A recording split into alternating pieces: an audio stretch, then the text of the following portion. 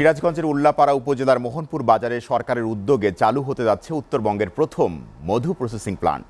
ইতিমধ্যে প্লান্টের মূল ভবন নির্মাণ শেষে বসানো হয়েছে মেশিনপত্র। চলতি সপ্তাহেই এই প্লান্টের কার্যক্রম শুরু হয়েছে। আর এই প্লান্ট চালু হবার সাথে সাথে পূরণ হচ্ছে এ অঞ্চলের মৌচাষীদের দীর্ঘদিনের দাবি। এ মধু রিফাইনারি প্লান্ট স্থাপনে অর্থ দিয়েছে জাইকা। কৃষি বিভাগের তত্ত্বাবধানে এ প্লান্টটি পরিচালনা করবে উপজেলার মৌচাষী সমবায় সমিতি।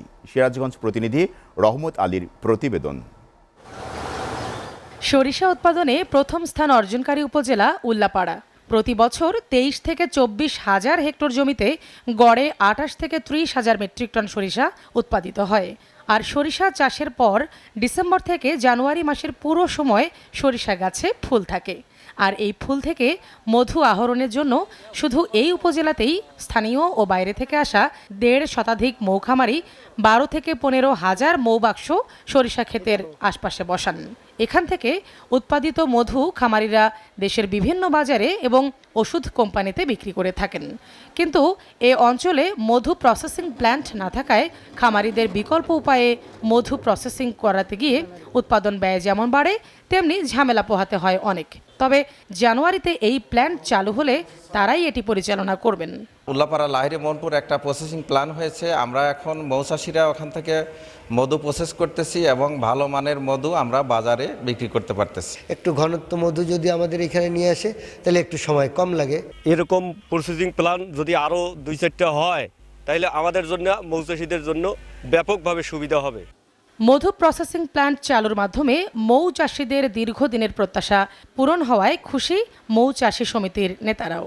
আসলে আমাদের চলনবিলে মধুর খনি, এই খনিকে ধরে রাখতে হলে প্রসেসিং প্ল্যান্ট আরও দরকার এবং বিএসটির সহযোগিতা আমাদের প্রচুর দরকার।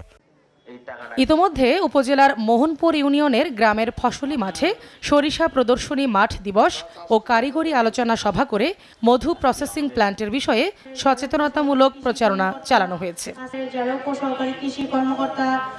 অন্যদিকে মধু প্রসেসিং প্ল্যান্টটি চালু হলে এ অঞ্চলে মধু উৎপাদন ও ব্যবসায় গতি আসবে। আরও কয়েকটি প্ল্যান্ট স্থাপনের জন্য প্রকল্প পরিচালকের কাছে চাহিদা দেওয়া হয়েছে বলে জানান উপজেলা উপসহকারী কৃষি কর্মকর্তা। মৌচাষীদের আবেদনের প্রেক্ষিতে আমাদের এখানে প্রচুর পরিমাণ মধু উৎপাদন হয়। এই মধুগুলো আমরা যদি প্রসেসিং করতে পারি আমাদের কৃষকরা উপকৃত হবে। আমরা আশা করতেছি আবহাওয়া অনুকূলে থাকলে আমাদের টার্গেট রয়েছে 183 মেট্রিক টন মধু উৎপাদনের। তো সিজন শেষে আশা করতেছি লক্ষ্যমাত্রা পার হয়ে যাব।